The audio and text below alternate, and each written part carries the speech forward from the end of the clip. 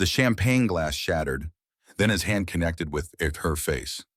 7 months pregnant. Designer gown. 300 witnesses watching. Blake's billionaire husband just slapped her at a family wedding. But here's what he didn't know: 16 security cameras captured everything. Every angle. Every lie he was about to tell. And when that footage reached his father, a self-made billionaire who built an empire on integrity, everything Preston Hartford owned was about to disappear.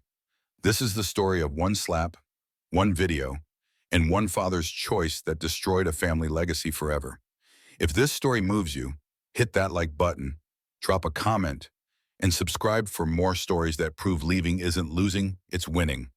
Because sometimes doing the right thing costs everything, and sometimes the security footage changes everything. Stay with me.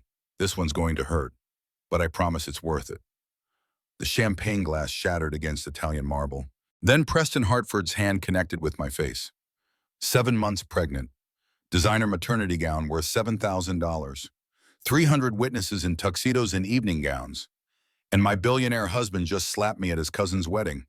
But here's what Preston didn't know. 16 security cameras captured everything. Every angle. Every moment. Every lie he was about to tell. I'm Blake Hartford. Or I was. 28 years old. Former nonprofit director. Currently carrying a baby girl I'd named Eleanor before I realized her father was a monster. This is the story of one slap, one video, and one choice that cost me everything before it saved me. Let me take you back 6 months, back when I still believed in fairy tales. The Metropolitan Museum Gala sparkled with Manhattan's elite. I just accepted the Humanitarian Leadership Award for my work with homeless youth. Standing ovation. Flash photography. My parents watching from the balcony with tears in their eyes. Then Preston Hartford appeared at my table. 6'2", custom Tom Ford suit, smile that belonged in toothpaste commercials. Vice President of Hartford Global Industries. Billionaire heir, 34 years old and impossibly handsome. Blake Morrison, he said, extending his hand. That speech was extraordinary. The part about dignity not being a privilege but a right, I felt that. 3 hours later, we were still talking. 3 days later, our first date. 3 weeks later, I was falling in love with a man who didn't exist. Preston was perfect. Flowers delivered to my office every Friday. Handwritten notes about how my work inspired him. He attended my fundraisers, donated generously, asked thoughtful questions about systemic poverty and youth intervention programs. You see people, he told me one night over wine, really see them. That's rare. What I didn't see were the red flags. When I talked too long to a male colleague at a networking event, Preston stepped on my foot. Hard. Under the table where no one could witness. Accident, he whispered, squeezing my hand. These dress shoes are too big. When I mentioned keeping my apartment after we got engaged, he looked wounded. Don't you want to build a life together? My penthouse has plenty of space. Unless you're having doubts about us. When I couldn't find my prenatal vitamins after moving in, he suggested I was pregnancy brain forgetful. They were in his gym bag. How they got there, he couldn't explain. Small things, explainable things, things I told myself didn't matter because he loved me so much. The proposal happened 3 months after we met. Preston rented out the entire gala venue where we'd first spoken. String quartet, rose petals, photographer capturing every angle for the social media announcement that went viral within hours. Blake Morrison, you make me want to be better. Marry me. I said yes. How could I not? This successful, generous man who supported my work, who wanted to build a family, who looked at me like I was the only person in the room. The wedding cost $2.8 million. Preston insisted. The Hartford name has standards, he explained. This is your day to shine. What he meant was this was his day to display ownership. I got pregnant during our honeymoon in Tuscany. 8 weeks later, the test showed 2 pink lines. I told Preston over breakfast, nervous and excited. His face froze, just for 3 seconds. But I saw it. Rage flickered behind his eyes like lightning before a storm. Then his expression transformed. Joy. Tears. He lifted me off the ground and spun me around. We're having a baby, Blake. This is everything. But my gut twisted. That 3-second gap between my announcement and his reaction felt like falling through ice. I ignored it. Another red flag I painted green because the alternative was admitting I'd married a stranger. Now, 6 months pregnant and living in Preston's penthouse. I rarely left home. My nonprofit work had become too stressful, according to Preston. He'd convinced me to take leave for the baby's health, for our family. My friends stopped calling after I canceled plans repeatedly. Preston always had reasons. You're exhausted, babe. Rest is more important than drinks with people who don't understand what we're building together. Jenna Mitchell, my college roommate and investigative journalist, was the only one who pushed back. Blake, I barely recognize you, she said during one of our rare phone calls. You used to run a nonprofit that changed lives. Now you're asking permission to have coffee with me. It's not like that, I defended. Preston just worries. The pregnancy has been difficult. Silence on the line. Then, has he ever hurt you? Of course not. The lie came easily. I'd gotten good at lying. He's protective. That's different. But Jenna knew me, knew when I was covering. Blake, if you ever need help, anytime, day or night, I'm here. I should have called her then. Should have admitted that protection felt suspiciously like control. Should have questioned why my husband monitored my phone, my email, my movements.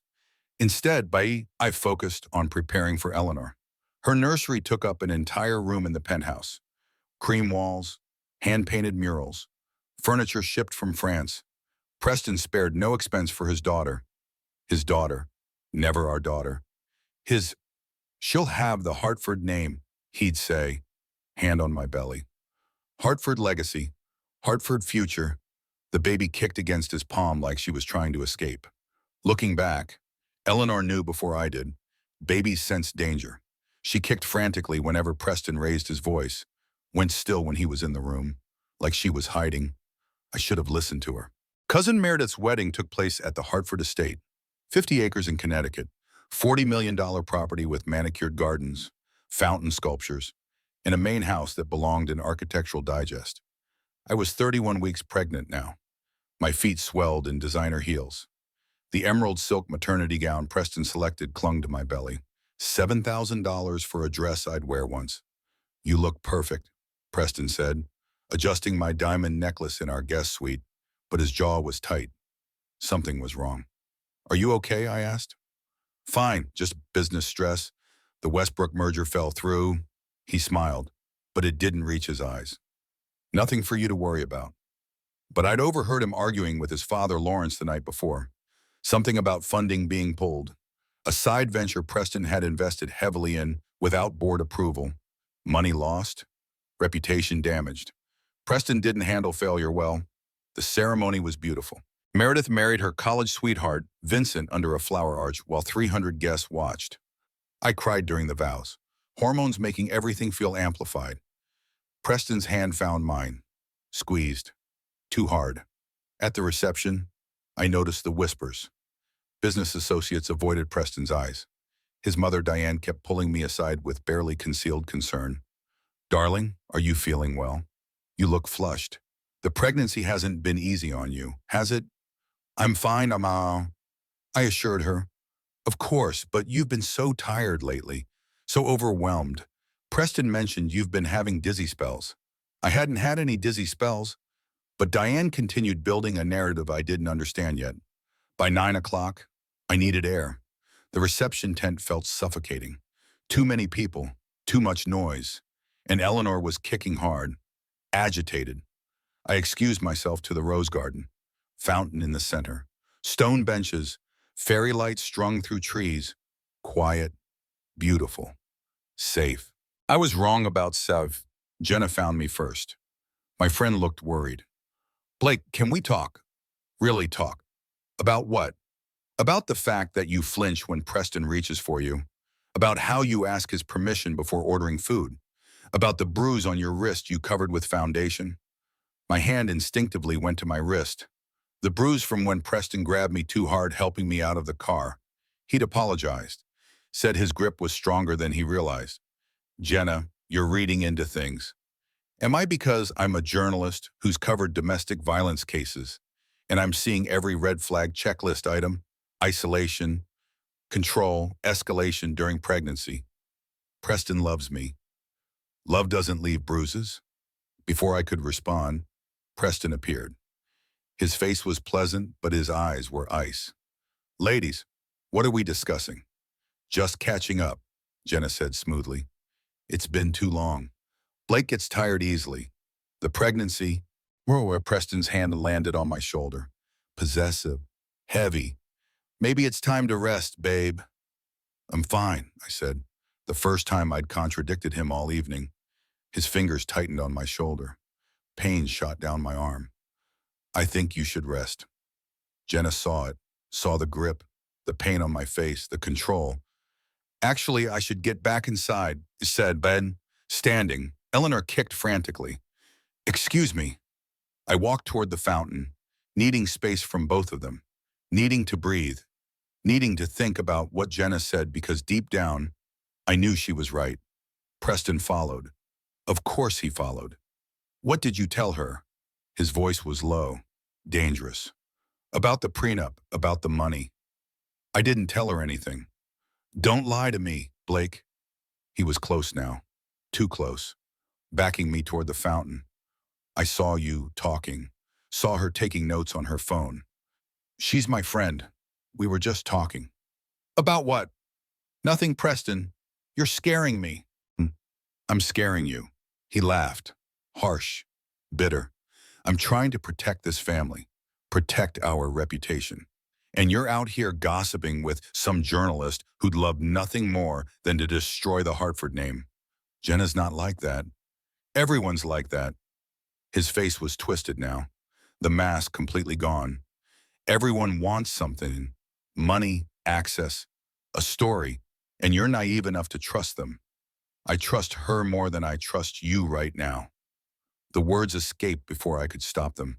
True words, dangerous words. Preston's hand pulled back, his face contorted with rage, pure, undiluted hatred, and then his palm connected with my face.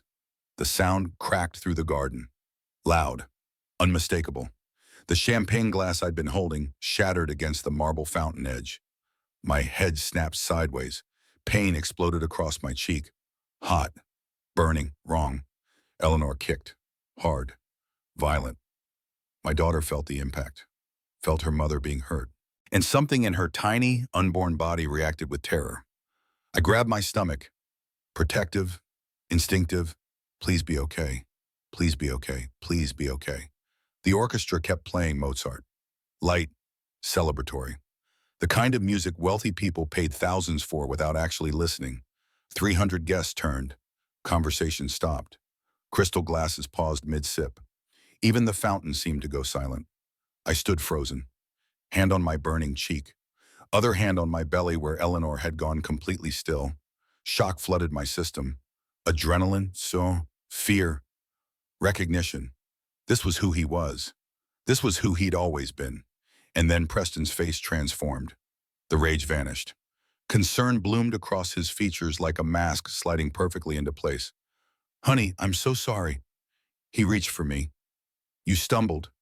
Let me help you. I jerked back. I didn't stumble. The pregnancy. You've been so dizzy lately.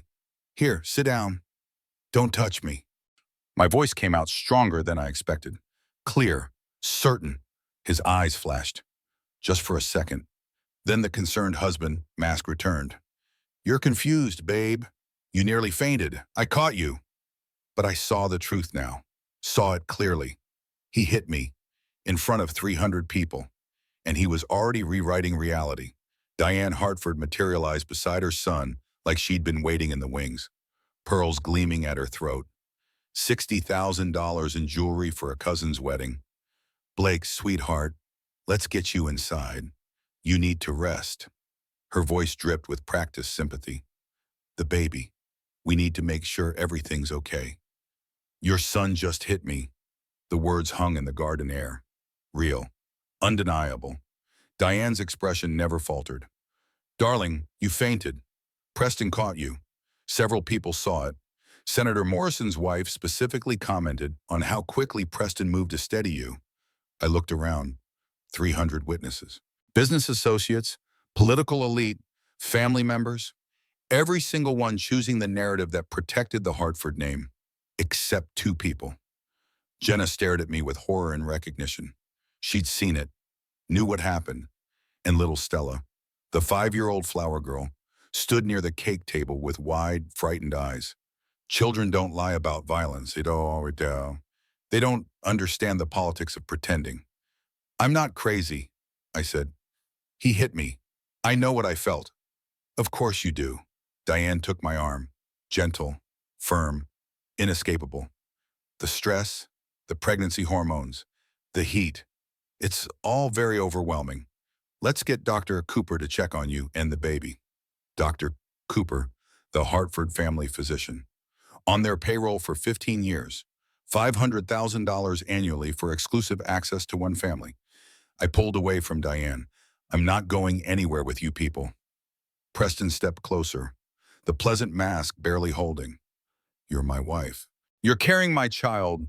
You're leaving with me. Now. No. The word felt foreign, revolutionary. When was the last time I'd said no to Preston? Really meant it. Maybe never. His jaw clenched. Rage flickered. Then he controlled it. We'll discuss this at home. I'm not going home with you. Then where exactly do you think you're going? His voice dropped. Quiet, threatening. You have no money that's not in our joint account. No apartment, no car that's not registered to me. No job because you quit. You're 7 months pregnant with nowhere to go. The truth of it hit like a second slap. He was right. Over the past 6 months, Preston had systematically removed every piece of my independence, every resource, every escape route, and I'd let him. Believed it was love, protection, partnership. It was a cage. Jenna pushed through the crowd. Blake's coming with me. Excuse me? Diane's voice went sharp. Blake is my friend. She wants to leave. I'm taking her. Michelle Preston laughed. You're taking my pregnant wife. That's kidnapping. She's an adult making her own choice. She's not thinking clearly. Preston turned to the watching crowd, playing to his audience. My wife is 7 months pregnant. She's experiencing obvious distress. Dr. Cooper needs to examine her immediately for the baby's safety. Murmurs of agreement rippled through the guests. Of course. Pregnant women were emotional, hormonal, irrational. Poor Blake wasn't thinking straight. Never mind that Preston's handprint was forming on my face. Never mind that 300 people watched him strike me. The narrative was already set. I felt it solidifying, becoming truth through repetition. By tomorrow, everyone would remember Blake fainting, Preston catching her, the concerned husband and his confused, unwell wife. Dr. Cooper appeared with his medical bag. Mrs. Hartford, let's check your blood pressure. Make sure baby Eleanor is doing well. The baby. They were using my daughter against me, using my fear for her safety to force compliance. Eleanor kicked. One strong movement, like she was saying fight. I looked at Jenna, at the one person who saw the truth and believed me. Call Ricky Sullivan. Who? The security director here. Tell him I need the wedding footage. All of it. Now. Understanding flashed across Jenna's face. She pulled out her phone and stepped away. Preston's mask slipped. What are you doing? Getting proof. Proof of what? That you stumbled and I caught you. The cameras will show exactly that. Will they? I met his eyes, held his gaze, let him see that I wasn't backing down. Not anymore. 16 cameras. Preston, every angle, every second, including the part where you pulled your hand back and hit me. For the first time, Preston looked uncertain. Diane recovered faster. Blake, sweetheart, you're not yourself. The cameras will only show what actually happened. Preston helping you. Please, let Dr. Cooper examine you. No. Think about Eleanor. I am thinking about Eleanor. I'm thinking about what kind of mother I'd be if I taught my daughter that this is normal. That men hitting you is just stress. Just a bad day. Just something you tolerate. The words came from somewhere deep. Some part of me that hadn't been crushed yet. The part that ran a nonprofit helping vulnerable youth. The part that believed people deserve dignity and safety. The part that knew I deserved those things too. Ricky Sullivan appeared through the crowd, late 40s, military bearing, purple heart on his jacket from the dress code. He looked at my face, saw the handprint, saw Preston's barely controlled rage. "Ma'am, sir," he said quietly, "I have what you need." Preston stepped forward. "You work for my family. You'll give me those drives." Now, Ricky didn't move. "Sir, I work for Hartford Estate Security. Not for you personally. And I have 3 daughters. I know what I saw." "How much?" Preston pulled out his phone. 50,000 for the drives, right now." "Sir, I'm not interested." 100,000. "No, sir." 200,000. Final offer. Ricky looked at Preston with something like pity. "Sir, you can't buy your way out of this. Not this time." He handed me a USB drive, small, silver, containing evidence that could destroy the Hartford family or save my life. 16 angles. Ricky said, "Every camera on the property, timestamp verified, chain of custody documented. Whatever you need to do, ma'am, I suggest you do it now." Preston lunged for the drive. Ricky blocked him. "Sir, don't make me call my local police. This is already complicated enough. The local police work for my family." "Maybe, but assault of a pregnant woman tends to make headlines even money can't bury. Your call." I clutched the USB drive, felt its weight, physical proof that I wasn't crazy, wasn't lying, wasn't misremembering through hormonal confusion. Preston Toye hit me. The cameras knew it. Now everyone would know it, unless they made me disappear first. Diane's voice cut through the tension. "Blake, darling, we're all family here. Let's discuss this privately. Inside, away from guests and cameras." Translation: "Let's get you somewhere we control completely." "I'm not going anywhere with you." "Dr. Barrow." Cooper moved closer. His face was kind, concerned, the perfect bedside manner he'd perfected over 15 years serving the Hartford family. "Mrs. Hartford, your blood pressure must be extremely elevated right now. That's dangerous for the baby. Please, let me examine you. If everything's fine, you can leave. But we need to make sure Eleanor is safe." Eleanor. Always Eleanor. They'd weaponized my love for my daughter, used it to manipulate, control, force compliance. But what if he was right? What if the stress was hurting her? The slap had made her kick so violently. What if that impact or my elevated heart rate or the adrenaline flooding my system was causing problems? I touched my belly. Eleanor was moving normally now, but I wasn't a doctor. Couldn't know for sure she was okay. Jenna reappeared. "Blake, we should go. Now." "The baby," I whispered, "is fine. Trust your instincts." But my instincts were screaming conflicting messages. Run. Stay. Protect Eleanor. Save yourself. Trust these doctors. Trust no one. Preston saw my hesitation, pressed his advantage. "Blake, please, I'm sorry. I'm so sorry." The stress of the merger failing, my father pulling funding, everyone judging me. I wasn't myself. "It will never happen again. I swear." The apology, the promise, the explanation. I'd heard it all before. Different words, same pattern. After he'd stepped on my foot. "I'm sorry, the shoes were too big. It won't happen again."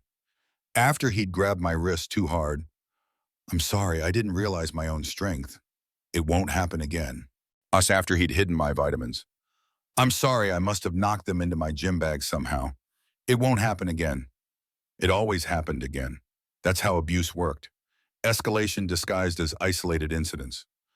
"I want to go to a hospital," I said. "Not here, not Dr. Cooper. A real emergency room where real doctors can check Eleanor." Preston's expression darkened. "You don't trust our family physician. Right now, I don't trust anyone on your payroll." Diane stepped forward. Her pleasant mask was cracking. "Blake, you're being irrational. Dr. Cooper is one of the finest physicians in the state. Then he won't mind me getting a second opinion." "This is ridiculous." Preston's voice rose. Guests were definitely watching now. The Hartford family drama playing out in real time. "You're my wife. That's my daughter. I have rights. And I have the right to choose my own medical care." Jenna moved to my side. "My car's in the parking lot. Let's go." "She's not leaving." Preston grabbed my arm, hard, fingers digging into flesh. The same grip that had left the bruise I'd covered with foundation. Ricky stepped between us. Sir, let her go. This is a family matter. This is assault. Again, in front of witnesses. Again, Ricky's voice stayed calm, professional, but his stance was military-ready. Let her go or I'm calling state police. Not local. State. Preston released my arm, but his eyes promised retribution. Blake, if you leave, there are consequences, legal consequences. You're carrying my heir. My lawyers will file for emergency custody. They'll say you're unfit, unstable, a danger to the baby. Based on what? Based on months of documented concerns. Diane pulled out her phone, showed me a notes file, dates, incidents, observations. June 3rd, Blake experienced dizzy spell at fundraiser.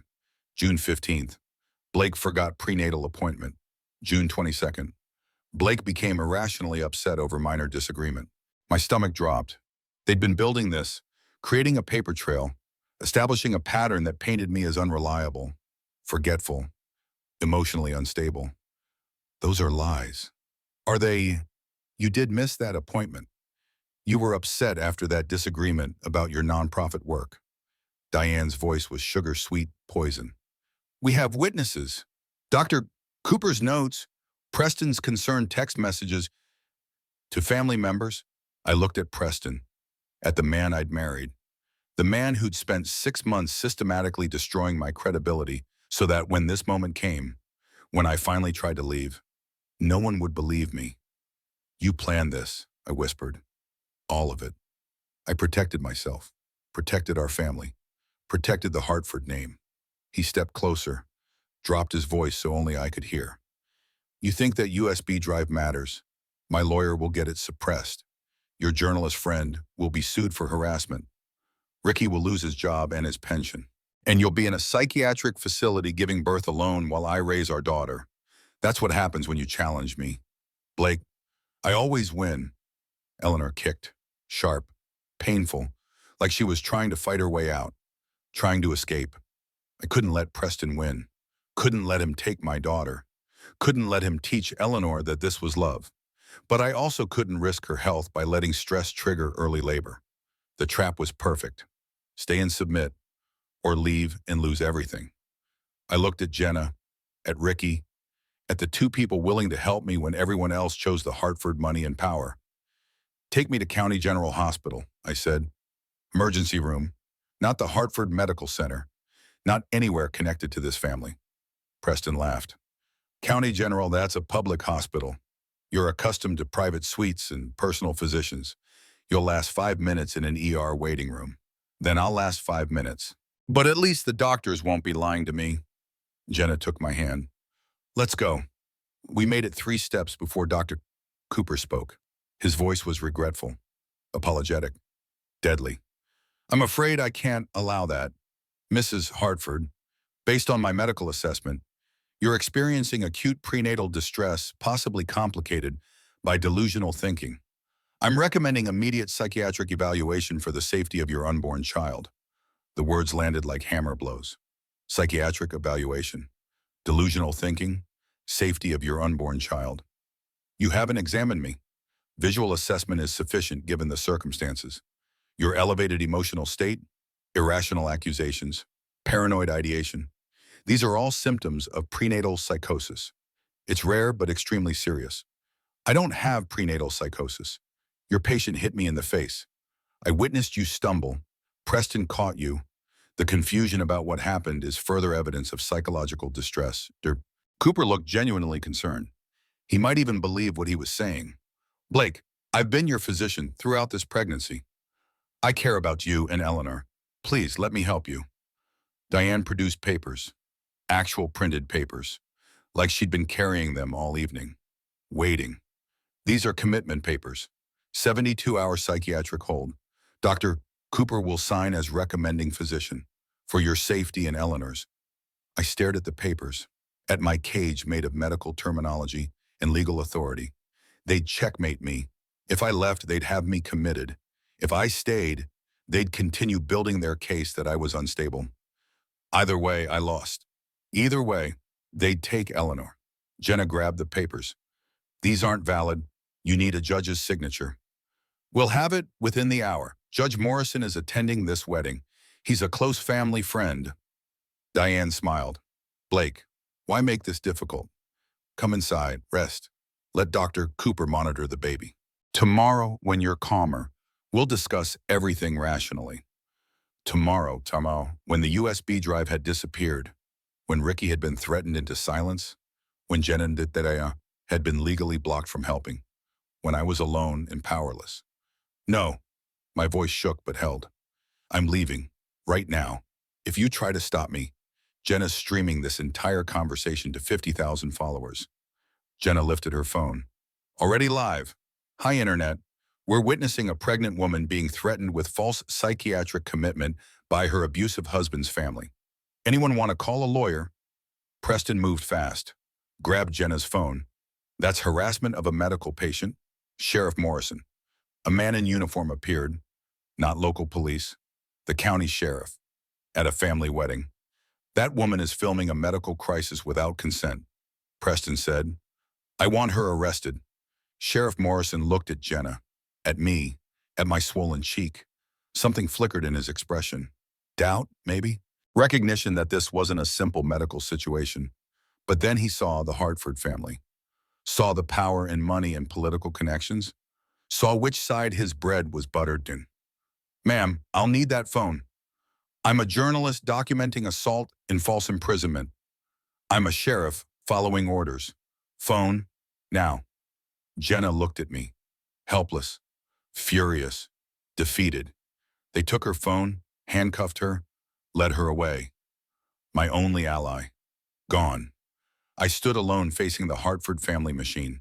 Money, power, lawyers, doctors, police, politicians, all aligned against one pregnant woman who dared to say her husband hit her. Diane took my arm, gentle, inescapable. Come along, dear. Let's get you somewhere quiet. I thought about running, screaming, fighting, but I was 7 months pregnant, exhausted, terrified, and surrounded by 300 people who'd all agreed I was the problem. I looked at Ricky. He still had the USB drive copies, still had evidence. But what good was evidence if they locked me away before I could use it? I'm sorry, ma'am, Ricky said quietly. I'll make sure the right people see that footage. I promise. Preston heard, stepped close to Ricky, whispered something I couldn't hear. Ricky's face went pale. He touched his jacket pocket where his phone sat, where his wife's contact was saved, where his daughter's photos lived. Preston had just threatened his family, made it clear what would happen if that footage went public. I was alone, completely alone. They led me toward the main house, toward a room that would become my cell, toward 72 hours that would determine whether I kept my daughter or lost everything. Eleanor kicked weakly, like even she was giving up. I touched my belly, whispered so quietly only she could hear. I'm going to save us. I promise, I'm going to save us. I just didn't know how. They drove me to Hartford Memorial Hospital, not County General where I'd asked to go. Hartford to Memorial, the psychiatric wing, the one Preston's donation had built 5 years ago. $10 million for a state-of-the-art facility that bore the family name. I sat in the back of a private ambulance, Dr. Cooper beside me, Diane in the front passenger seat, Preston following in his Range Rover. Your blood pressure is 160/95, and Dr. Cooper said, removing the cuff from my arm. Dangerously high, preeclampsia range, we need to monitor you closely. I wonder why my blood pressure is high. My voice sounded hollow, defeated. Maybe because your patient assaulted me and you're kidnapping me. Blake, this isn't kidnapping. This is medical intervention. When you're calmer, you'll understand we're helping you. But I saw the restraints on the gurney. Soft cloth, but restraints nonetheless. For my safety, they'd said, to prevent me from hurting myself or the baby during transport. I wasn't fighting, wasn't struggling, but they'd restrained me anyway. Because this wasn't about my safety. This was about control. Hartford Memorial's psychiatric wing looked like a luxury hotel, cream walls, tasteful artwork. Private rooms with attached bathrooms. Nothing like the state facilities I'd toured during my nonprofit work. Money bought pretty cages. A nurse met us at intake. Young, kind face. Name tag read Jennifer. She looked at me with sympathy that felt real. Mrs. Hartford, I'm going to get you settled. Is there anything you need? Water, extra pillows. A phone and my freedom? Her sympathy flickered. Let's focus on making you comfortable. They led me to a private suite, queen bed, flat screen TV, window with a view of manicured gardens. Almost like a regular hospital room, except the window didn't open, the door locked from the outside, and my phone had been secured for my safety. Dr. Cooper entered with a clipboard. Blake, I'm admitting you on a voluntary 72-hour psychiatric hold. There's nothing voluntary about this. You signed the consent form at the estate. Under duress, while surrounded by your security, he sighed like I was being difficult. Legally, the signature stands. Now, I need to ask you some questions. Have you had thoughts of harming yourself? No? Thoughts of harming your baby? What? No, I'd never heard Eleanor. But you left a secure medical environment to go to a public hospital. You put yourself and the baby at risk by refusing proper prenatal care. I stared at him, watched him twist reality in real time. Wanting a second medical opinion became putting my baby at risk. Trying to escape abuse became refusing proper care. Dr. Cooper, you watched Preston hit me. You saw it. Why are you doing this? For just a moment, something human crossed his face. Guilt, maybe. Regret. Then it vanished behind professional detachment. I saw you stumble. I saw Preston catch you. I'm documenting what I observed. You're documenting what the Hartford family pays you to observe. I'm documenting medical facts. He made notes on his clipboard. Patient displays paranoid ideation, accuses medical staff of conspiracy, refuses to acknowledge her own dangerous behavior. Each word was a nail in my coffin, building a case, creating documentation that I was unfit, unstable, a danger to my own child. Diane entered with an overnight bag. I brought you comfortable clothes, toiletries, your prenatal vitamins, the ones Preston had hidden in his gym bag, the ones that had made me doubt my own memory. How thoughtful, I said flatly. Blake, I know you're angry, but we're family. We take care of each other. She sat on the bed beside me. When you're ready to talk, when you're ready to come home and work through this together, we'll be waiting. Work through Preston hitting me. Work through whatever's causing you to misperceive normal interactions as violence. The pregnancy has been hard on you. The hormones, the stress. It's not your fault, sweetheart. The gaslighting was so smooth, so practiced. Diane had probably used these same techniques on other people in her life. Maybe on Preston's previous girlfriends, the ones Ricky had mentioned, the ones who'd also been hurt. How many women had the Hartford family destroyed? I want to call my lawyer, I said. You'll have access to legal counsel during the 72-hour evaluation period. But first, we need to stabilize your condition. Bottom. Cooper prepared a syringe. I'm going to give you something to help you rest, for the baby's health. What is it? Mild sedative, safe for pregnancy. You need to lower your heart rate and blood pressure. I don't consent. Medical necessity overrides consent in cases of prenatal emergency. He swabbed my arm. This will help you feel calmer. The needle pierced my skin. Cold liquid entered my vein. Almost immediately, drowsiness washed over me. I fought it, tried to stay alert, but whatever he'd given me was strong. Rest, Blake. Diane's voice seemed to come from far away. When you wake up, everything will be clearer. My last conscious thought was of Eleanor. She'd gone still, too still. Please be okay, baby. Please be okay. Then darkness claimed me. I don't know how long I was out, hours. When I finally surfaced, the room was dark except for monitors glowing beside the bed. I was in a hospital gown, hooked up to machines. A fetal heart monitor tracked Eleanor's heartbeat. An IV drip fed into my arm. I tried to sit up. Couldn't. My arms were restrained to the bed rails. Panic flooded my system. I pulled against the restraints. Hello. Someone help me. A night nurse appeared.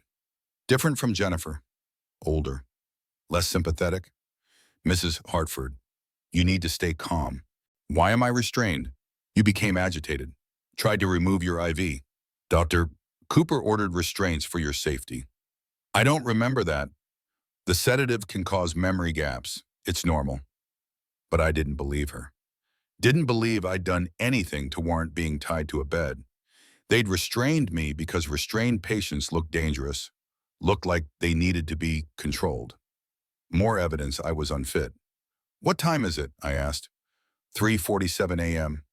I want to call my grandmother, Claire Morrison. She needs to know I'm here. Family contact requires physician approval. You can request it in the morning. She's family. She's my grandmother. Preston Hartford is your next of kin. He makes medical decisions. The trap was complete. Preston controlled everything. My location, my treatment, my contact with the outside world, even my own body. I looked at the fetal monitor. Eleanor's heartbeat was steady, 140 beats per minute, normal. Thank God. Is the baby okay? I whispered. The nurse's expression softened slightly. Baby's doing fine. Heart rate is good. No signs of distress. Then why am I here? Because your husband loves you, and sometimes love means making hard choices. She left, locked the door behind her. I lay in the dark, restrained, drugged, utterly powerless. This was Preston's endgame.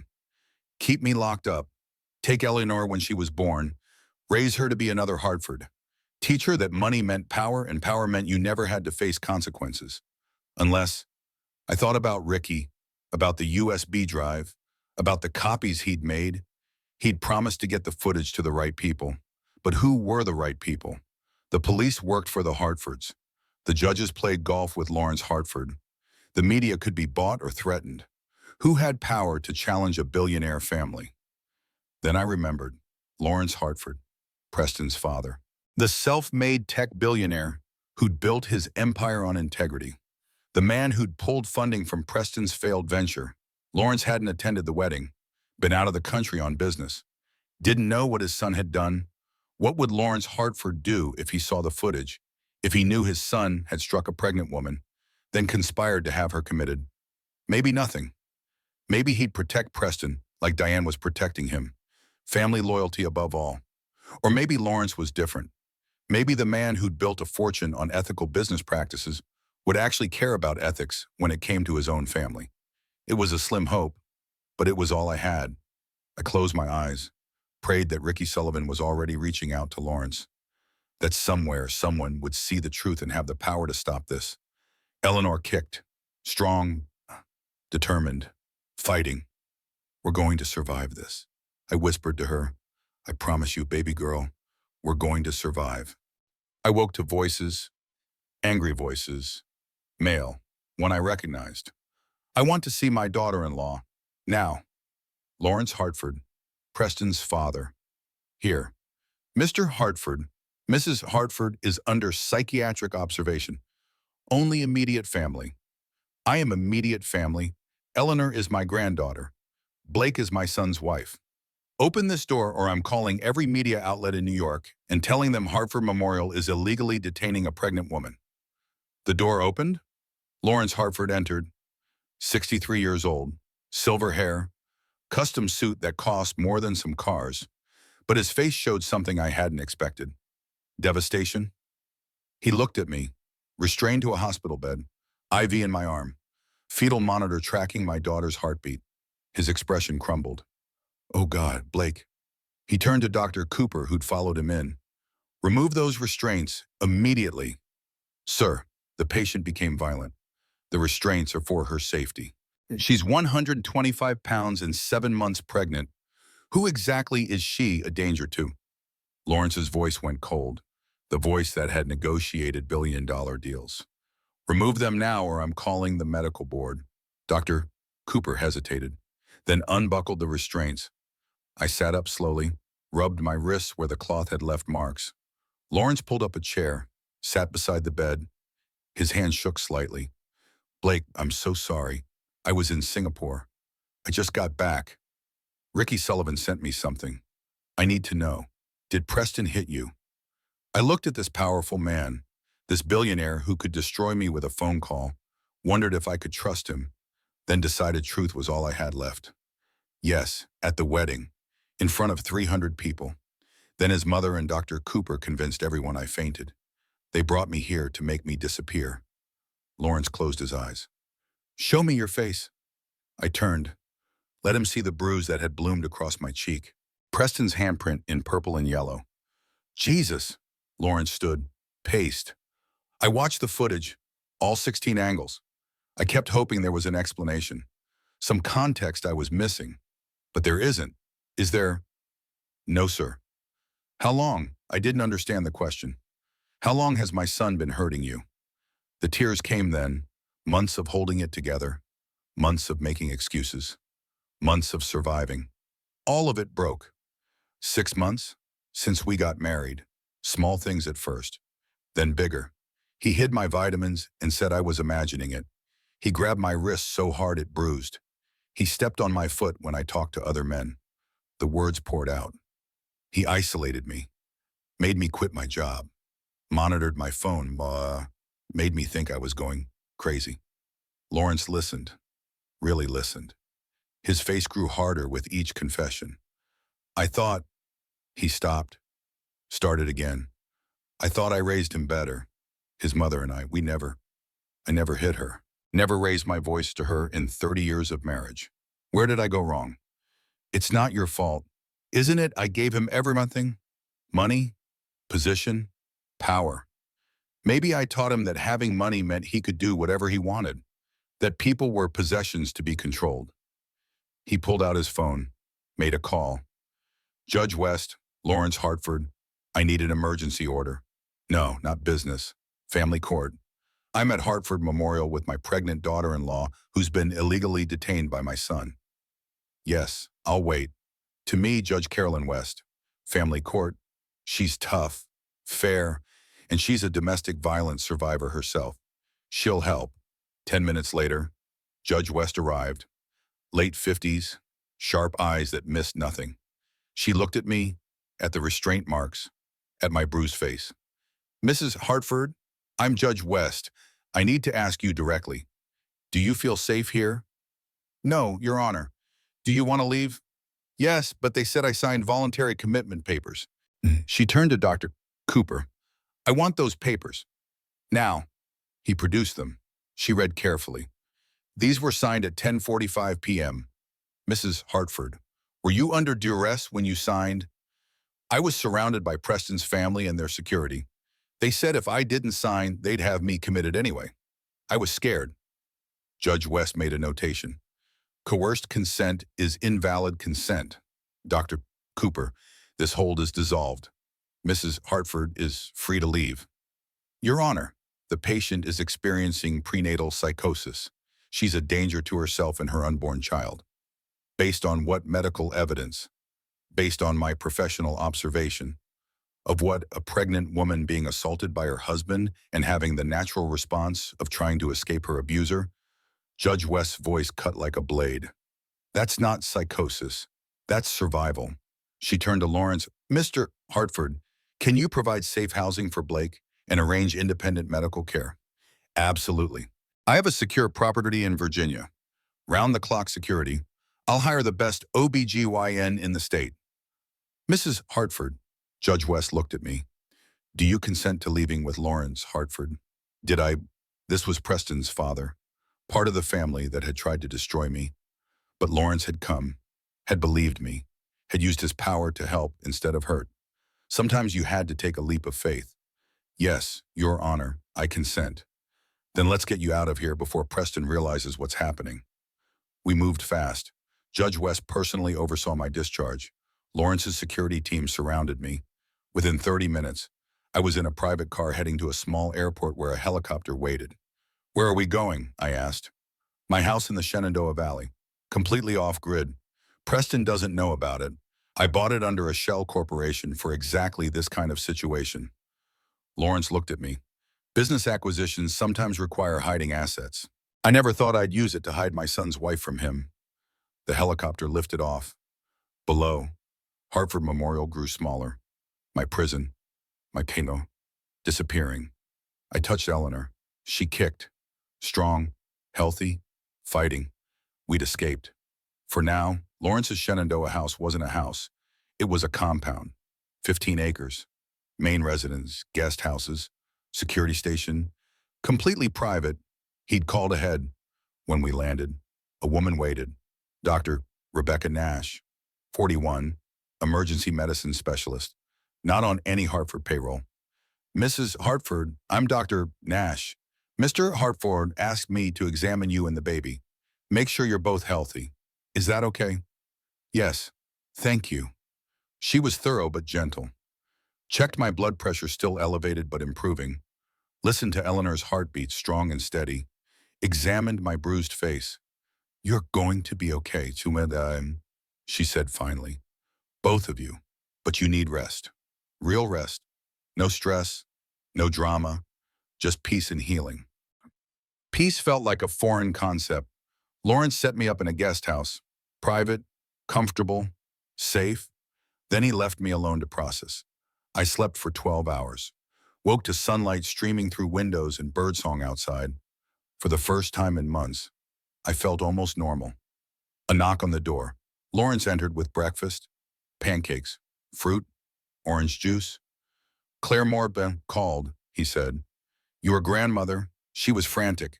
I told her you're safe. She's flying in tonight. My eyes filled. Thank you. Blake, I need to show you something. It's going to be difficult, but you should see what we're dealing with. He set up a laptop, played a video, Preston and Diane, in the valet area after I'd locked myself in the bridal suite. Security camera with audio. Preston's voice, raw with rage. That bitch is making me look bad. I don't care if she's pregnant. She needs to learn her place. Diane, calm and practical. Darling, please control yourself. Your father can't know about this. The merger with Westbrook might still be salvageable. We can't afford scandal. Preston, fuck the merger. She's my wife, my property. I'll handle her however I want. Diane. And how exactly do you plan to handle her, Preston? I don't know. Pay her off. Threaten her. Whatever it takes to make her shut up and fall in line. Diane. What about the baby, Preston? What about her? She's mine too. Blake can't do anything without me. She has no money, no job, no family nearby. She'll stay because she has no choice. Diane. Unless she goes to the police. Oh. Preston laughed. The police, they work for us. Who's going to believe some nobody from Michigan over the Hartford family? The video stopped. I stared at the blank screen. There's more, Lauren said quietly. Ricky Sullivan found 3 previous partners. Women Preston dated before you. I want you to meet them. He made calls. Within 2 hours, 3 women sat in Lawrence's living room. Melissa, Vanessa, Sarah, different ages, different backgrounds, same story. Melissa spoke first. I dated Preston in college. He was charming at first. Perfect. Then the control started. What I wore, who I talked to. One night we argued about me going to study group with male classmates. I fell down the stairs of my dorm. Broke my arm in 3 places. I'm so sorry, I whispered. I told people it was an accident. Believed it myself for a while. But I remember, he pushed me. Vanessa went next. I was engaged to Preston 2 years ago. The wedding was planned. Then I started questioning some of his business practices, legally questionable investments. I threatened to tell his father. She touched her neck. Faint scar. Car accident. Preston was driving. We hit a tree. I nearly died. He had 1 scratch. The police, I asked. Ruled it driver error. Wet roads. Poor visibility. But I remember, he turned the wheel deliberately. Sarah was last. I was never dating Preston officially. I worked for Hartford Global, a fair that lasted 6 months. When I tried to end it, he threatened my career, said he'd make sure I never worked in tech again. Then he offered $800,000 to disappear, sign an NDA, move to the West Coast, never contact him again. You took it? I said. I took it. I was scared. Broke. Alone. 800,000 bought my silence. She looked at me. I'm sorry if I spoken up. Maybe he wouldn't have hurt you, or maybe he would have hurt me worse. The three women left. Lawrence poured himself bourbon, offered me water. 12 years, he said. My son's been hurting women for 12 years, and I didn't know, didn't see it, didn't want to see it. You couldn't have known. I could have, should have, but I was too focused on the company, on building the business. I gave Preston money and position and expected him to develop character on his own. He drank. I failed him. And in failing him, he hurt you, hurt them. What happens now? Now we destroy him legally, publicly, completely. Lawrence set down his glass. I'm calling a press conference. Tomorrow. I'm going to show the world who my son really is. And then I'm going to make sure he never hurts another woman again. He'll fight back. Let him. I have better lawyers. My phone buzzed. Lawrence had returned it. A text from an unknown number. I'm watching you. You can't hide forever. You're mine. Eleanor is mine. This isn't over. Preston. Somehow he'd gotten my number. Lawrence saw my face. Don't worry. He doesn't know where you are. And even if he did, my security team is former Secret Service. He's not getting near you. But Preston's words echoed. This isn't over. He was right. It wasn't over. Not yet. The press conference happened 48 hours later. Lawrence Hartford stood at a podium in front of 50 journalists, 20 cameras, and the watching world. I watched from the Virginia compound. Jenna beside me, Claire holding my hand, Dr. Nash monitoring my blood pressure. Lawrence looked older. The weight of what he was about to do had aged him years and days. Good morning, I'm Lawrence Hartford, founder and CEO of Hartford Global Industries. I'm here to address a personal matter that has become a legal and moral imperative. He paused. The room was silent. 3 days ago, my son Preston Hartford assaulted his pregnant wife at a family wedding. The assault was captured on security cameras from 16 different angles. I've watched the footage. It's real. It's unedited. It's indefensible. Gasps from the press corps. Cameras flashed. Preston struck Blake Hartford in the face. She's 7 months pregnant with my granddaughter. 300 witnesses saw it happen. His mother and family physician immediately began constructing a false narrative that Blake had fainted, that Preston had caught her. Lawrence's voice never wavered. Strong, clear, damning. When Blake tried to leave, my family had her illegally detained at Hartford Memorial Hospital under false psychiatric evaluation. They planned to take her baby, take her freedom, take her voice. He pressed a button. The 16-angle video played on screens around the room. Preston's hand pulling back, the slap connecting, Blake's head snapping sideways. The room erupted, journalists shouting questions, cameras zooming in, the footage already going viral on social media. Lawrence continued, This is not the first time Preston has hurt a woman. I've located 3 previous victims. Women he abused, threatened, paid to disappear. This is a pattern. This is who my son is. More footage. Melissa describing her fall, Vanessa's car accident, Sarah's NDA. Effective immediately, Preston Hartford is removed from all positions within Hartford Global Industries. He no longer has access to family resources or the Hartford estate. He's been disowned completely. The word hung in the air. Disowned. I will personally testify on Blake's behalf in all legal proceedings. I'm establishing a $40 million trust for my granddaughter, Eleanor. With Blake as sole trustee, I'm also creating the Eleanor Foundation to help domestic violence survivors with legal support, housing, and resources to rebuild their lives. Questions erupted. Lawrence held up a hand. To Blake Hartford, I'm sorry. I failed to see what my son was, failed to protect you, but I will protect Eleanor, and I will make sure Preston faces consequences for his actions. He stepped away from the podium, ignored the shouting journalists, walked out. Within an hour, the video had 50 million views. Within 2 hours, 100 million. By evening, it was international news. #Justice for Blake trended globally. Celebrities spoke out. Politicians called for investigations. 20 more women came forward with stories about Preston Hartford. Abuse, manipulation, violence. The Hartford family empire was crumbling. My phone rang. Audrey Pemberton, the divorce attorney Lawrence had hired. Blake, we're filing everything tomorrow. Divorce petition, Emergency custody order. Restraining order. Preston won't be able to contact you or come within 1,000 feet. Will it hold? With the video and Lawrence's testimony, absolutely. Preston's lawyer is already calling. They want to negotiate. They know they're going to lose. What does Preston want? Supervised visitation, 2 hours weekly, and for you not to pursue criminal charges. No. No to which part? No to both? He gets no access to Eleanor, not supervised, not anything, and I'm pressing charges. Assault, false imprisonment, conspiracy, everything. Audrey laughed, low and satisfied. I was hoping you'd say that. Let's destroy him. The custody hearing happened 1 week later. Judge West presiding. Small courtroom. Just lawyers, Blake, Preston, Lawrence, and Diane. Preston looked different. Thinner. Haunted. The golden boy had become a pariah overnight. His business contacts had dropped him. His club memberships were revoked. Restaurants refused him reservations.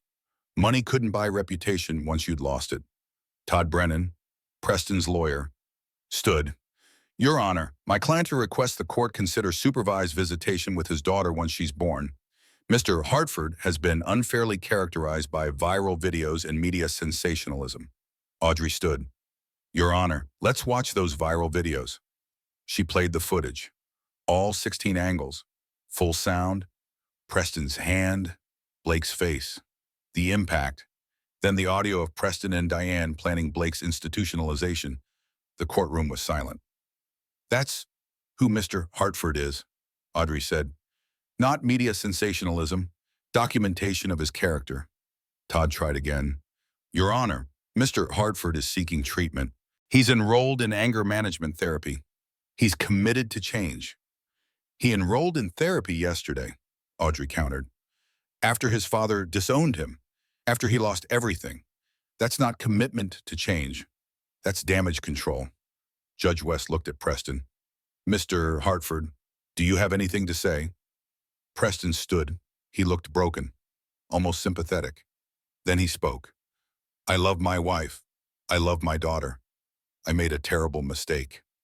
I was stressed about business, failing, about disappointing my father. I wasn't myself. His voice cracked. Blake, please, I'm sorry. Give me a chance to be Eleanor's father. The performance was flawless, humble, vulnerable, the perfect apology. But I'd seen this before. The mask, the manipulation, the promise to change. It was all lies. No, I said, standing, facing him. You don't love me. You love controlling me. You don't love Eleanor. You love owning her. And you're not sorry you hit me. You're sorry you got caught. Ah, Preston's mask cracked. Just for a second. Rage flickered in his eyes. Judge West saw it. Mr. Hartford, sit down. She reviewed documents, the medical reports, the testimony from previous victims, the pattern of abuse spanning 12 years. I'm granting Blake Hartford full legal and physical custody of Eleanor Rose Hartford.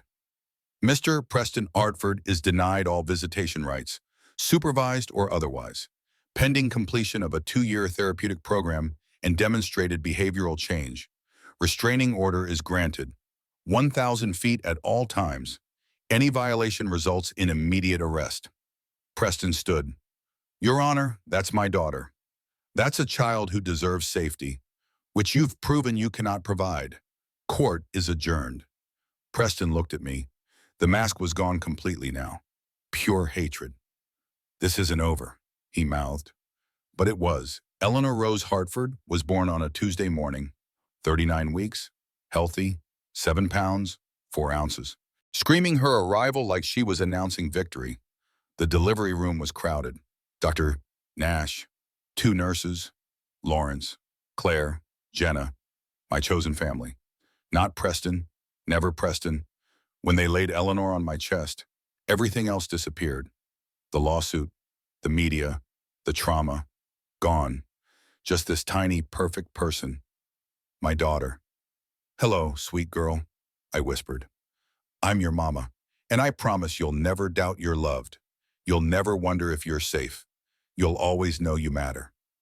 Lawrence leaned over. His eyes were wet. Hello, Eleanor. I'm your grandpa, and I'm going to make sure you grow up strong and brave like your mother. We stayed in Virginia for 6 weeks, healing, learning to be a mother, letting Eleanor root me in the present instead of the past. Preston tried to contact me 47 times. Texts, emails, letters delivered to Lawrence's office, each one increasingly desperate. Please, Blake, let me see her. I've changed. I'm different. You can't keep my daughter from me forever. Each message went to Audrey. Each became evidence of restraining order violations. Each added to the case against him. Finally, the text stopped. Jenna's investigative journalism found out why. Preston had moved to Monaco, living off money from Diane, who'd divorced Lawrence and taken her $50 million settlement to fund her son's exile. He's done, Jenna said. Blacklisted from every major business. Can't show his face in the U.S. without getting arrested for the restraining order violations. He's finished. But I couldn't celebrate, because Preston being gone didn't erase what he'd done, didn't heal the trauma, didn't make me whole. That work was mine alone. I started therapy, real therapy, with Dr. Catherine Brennan, who specialized in domestic violence survivors, 48 years old, licensed clinical psychologist with 20 years experience. She'd survived her own abusive marriage in her 20s, understood the terrain I was navigating. You're going to have hard days, Dr. Brennan said during our first session. Her office was warm, comfortable, safe, plants on every surface, soft lighting, nothing clinical or cold. Days when you blame yourself, days when you miss who you thought he was. That's normal. That's part of healing. She was right. Some days I woke up angry, some days sad, some days I couldn't believe I'd survived. I keep waiting for him to show up. I admitted during week 3, every knock on the door, every car in the driveway, I freeze. Think it's Preston coming to finish what he started. That's hypervigilance. Your nervous system experienced trauma. It's trying to protect you by staying alert for danger. Dr. Brennan leaned forward. But Blake, you're safe now. Your body just hasn't caught up to that reality yet. How long until it does? Different for everyone. Could be months, could be years. But it will happen. With time, with processing, with letting yourself feel everything you've been holding back. I cried in session 4. Really cried. The kind of crying that comes from your chest. That shakes your whole body. Years of holding it together. Years of making excuses. Years of surviving instead of living. All of it poured out. Dr. Brennan handed me tissues. Didn't try to stop the tears or comfort them away. Just sat with me in the pain. You're allowed to grieve, she said when I finally stopped. Grieve the marriage you thought you had, the man you thought you married, the life you imagined. None of it was real, but your grief is real. Honor it. Session 7, I brought Eleanor, 6 months old now, gurgling and smiling and completely unaware of the heaviness her mother carried. Tell me about her, Dr. Brennan said. She's everything, happy, curious, fearless. I bounced Eleanor on my knee. She grabbed my finger, held tight. Sometimes I look at her and think about what kind of life she would have had if I'd stayed. Growing up watching Preston control me, learning that's what love looks like. But you didn't stay. I almost did. So many times I almost convinced myself it wasn't that bad, that I was overreacting, that love required sacrifice and compromise and looking the other way. What changed? I touched my cheek, where the bruise had been, where Preston's handprint had marked me. He hit me where people could see, where I couldn't hide it or explain it away. And suddenly I couldn't lie anymore. Not to others, not to myself. Brennan nodded. Sometimes rock bottom is a gift. It forces us to stop digging. Eleanor grabbed at my necklace. Simple silver chain with a butterfly pendant. Jenna had given it to me after the trial. Symbol of transformation, of becoming. Do you think I'll ever stop being afraid? I asked. Afraid of what? That I'll choose wrong again. That I'll miss the red flags. That I'll end up right back where I started. Blake, you're not the same person who married Preston. You've learned, grown yet, developed instincts you didn't have before. Trust yourself. but trusting myself felt impossible when I'd been so wrong before. Session 12, Dr. Brennan gave me homework. Write a letter to Preston. Everything I never got to say, everything I wished I'd said, everything I needed to say to move forward. I wrote 17 pages about the fear, the control, the way he made me doubt my own reality, the bruises I covered, the excuses I made, the woman I'd lost in the process of trying to love him. Are you going to send it? Dr. Brennan asked the next week. God, no. He doesn't deserve to read this. This is for me. Good, and what do you want to do with it? I thought about it. Burn it. Let it go. Stop carrying it around. We burned it in our office fireplace. 17 pages turning to ash, rising as smoke, disappearing. It felt like freedom. But Eleanor pulled me through the hardest days. Her smile, her laugh, her tiny hand wrapped around my finger. She was my reason, my purpose, my future. 6 months after Eleanor was born, I started the Eleanor Foundation officially, using the $40 million trust Lawrence had established, hiring staff, opening offices, creating programs. We helped 300 women the first year. Legal aid, emergency housing, job training, therapy, everything I'd needed when I was escaping. Everything most women never got. Survivors started reaching out, sharing their stories, thanking me for speaking up, for fighting back, for proving that leaving was possible. You saved my life, one woman wrote. I saw the video, saw you stand up to him, saw you escape. It gave me courage to leave too. Each letter made the nightmare worthwhile, made the pain purposeful, made surviving water. Brennan helped me understand something important during session 24. We were talking about the foundation, about helping other women, about turning my trauma into purpose. You're not just surviving anymore, she said. You're thriving. There's a difference, see? It doesn't feel like thriving. I still have nightmares, still flinch when I hear yelling, still check locks 3 times before bed. Those are symptoms. But look at what you're building. The foundation, the life you've created for Eleanor, the community you've gathered. That's not just survival. That's transformation. Maybe she was right. Maybe I was becoming something new. Not the woman I was before Preston. Not the woman I was during the marriage. Someone else entirely. A butterfly. Lawrence became Eleanor's grandfather in every way that mattered. Sunday mornings making pancakes, bedtime stories, teaching her that men could be gentle, that power could be used for good. When you're old, Grandpa, I'll make pancakes for you. Eleanor announced at 18 months, already talking in full sentences, already fierce and strong. I'm already old, sweetheart. Lawrence laughed. No, when you're really old, like 100. He wouldn't make it to 100, but watching him with Eleanor, I saw redemption. Saw a man who'd failed his son but refused to fail his granddaughter. That mattered. In session 36, Dr. Brennan asked me something unexpected. Blake, when you think about the future now, so what do you see? Eleanor growing up, the foundation expanding, helping more women.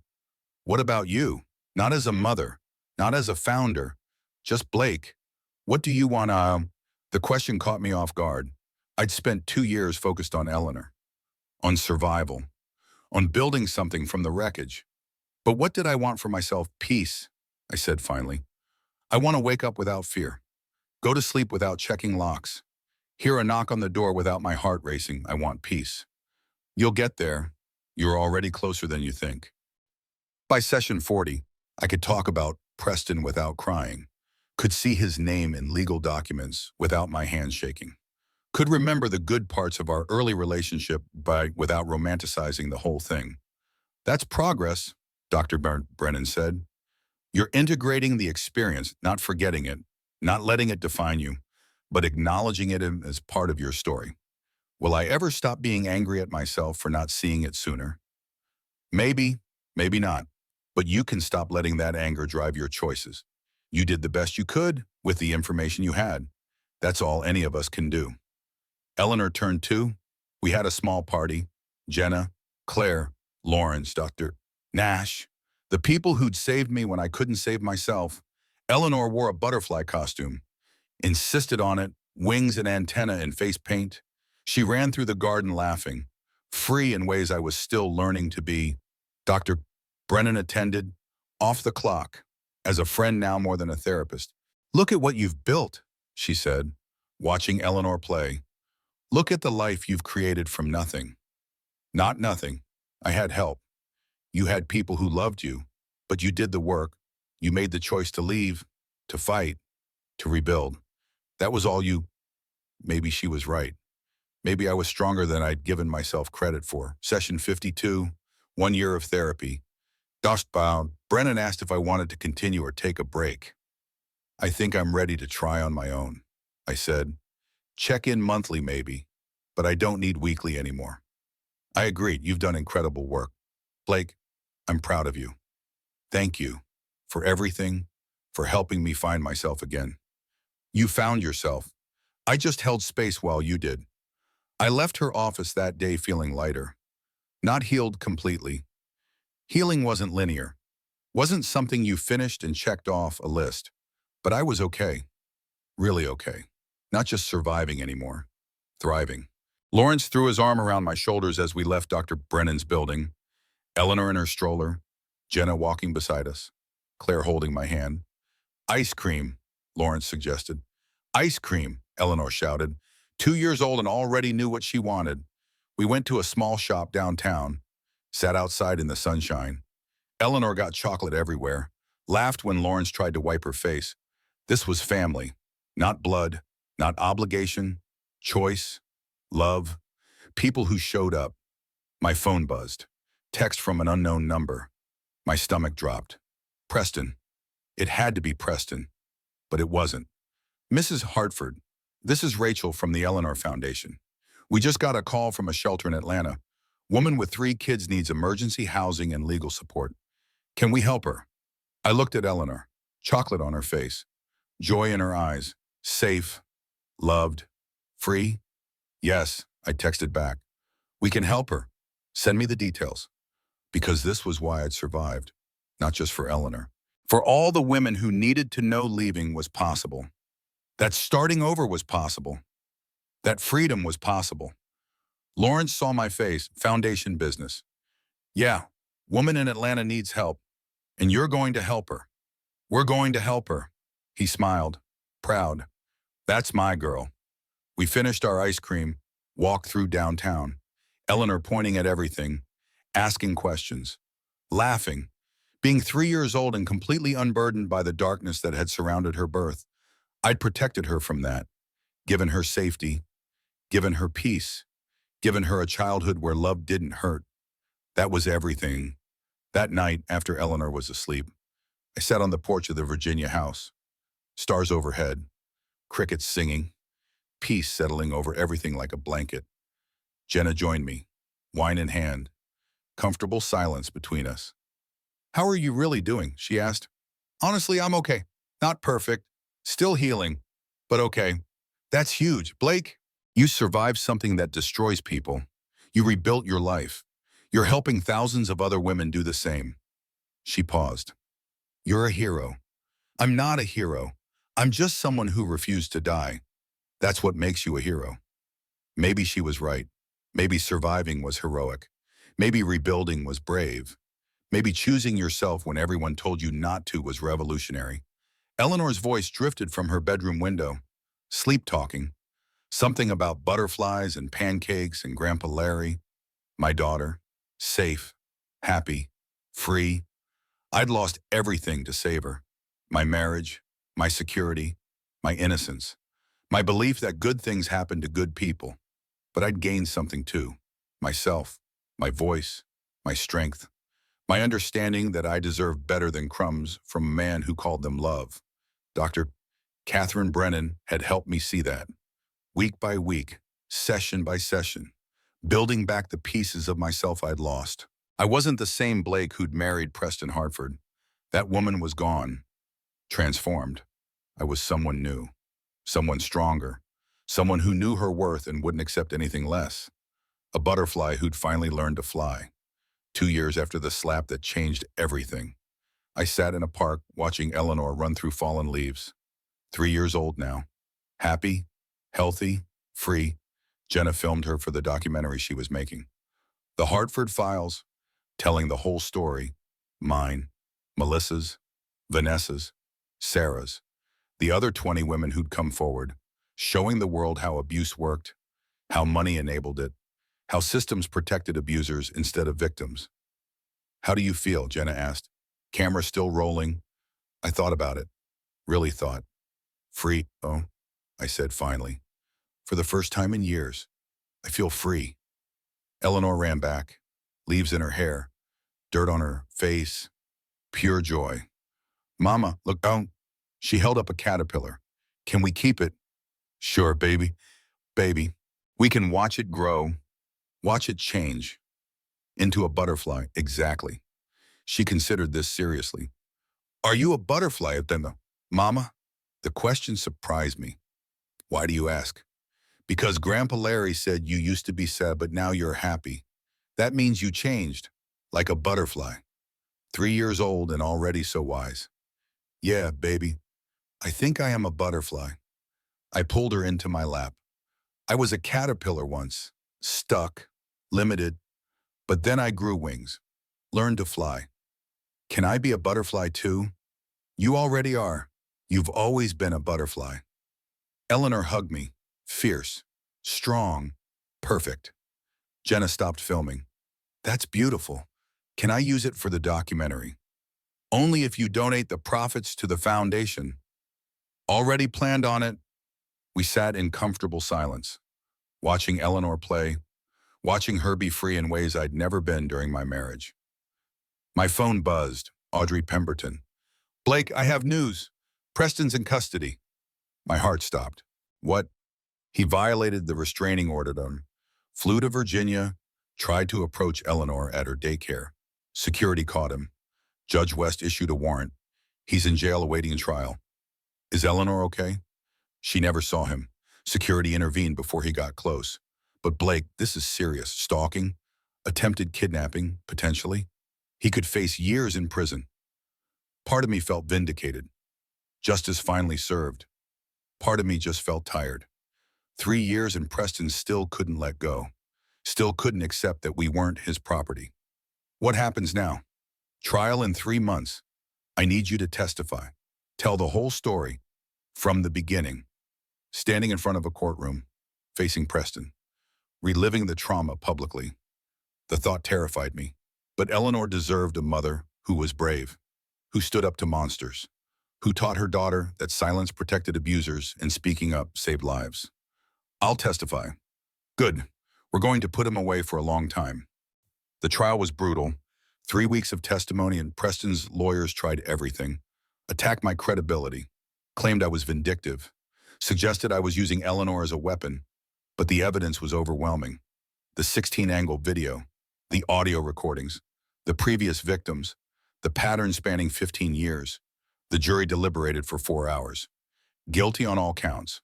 Stalking, violating restraining order, attempted parental kidnapping. Judge West sentenced him to 7 years in prison. Preston stood for sentencing. Looked at me across the courtroom. The mask was gone forever now. Just hatred. Pure, undiluted. This isn't over, he said. But it was 7 years. Eleanor would be 10 when he got out. Old enough to understand, old enough to choose, old enough to say no.